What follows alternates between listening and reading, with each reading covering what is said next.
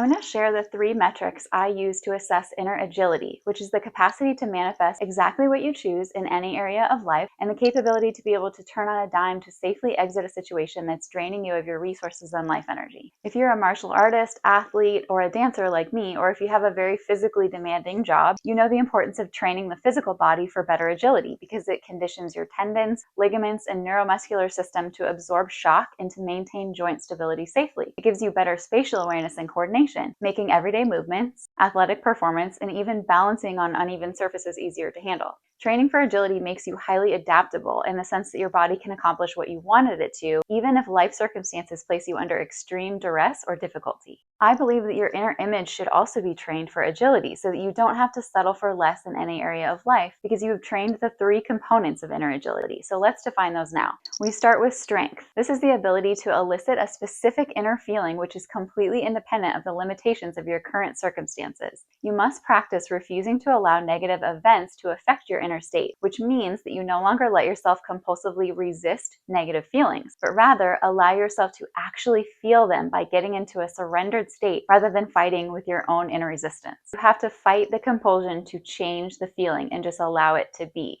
This takes a lot of inner strength. Next is balance. This is a perceptive ability that allows you to maintain an inner state of appreciation even if you're stressed. It's a constant awareness of whether you're carrying excess potentials and monitoring where your resistance is. What is the subject that you feel upset about? Why do you feel upset?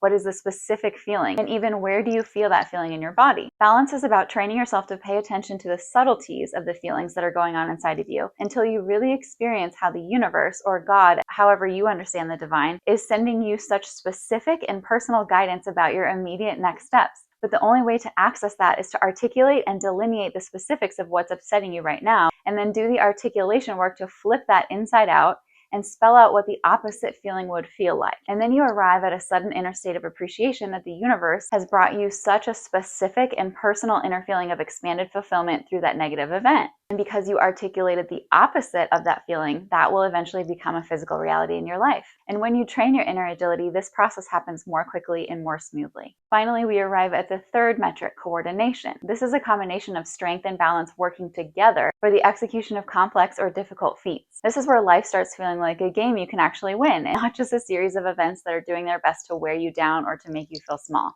Like, share, and follow along as we build our inner agility together. I love you all, and remember, you're exactly where you need to be.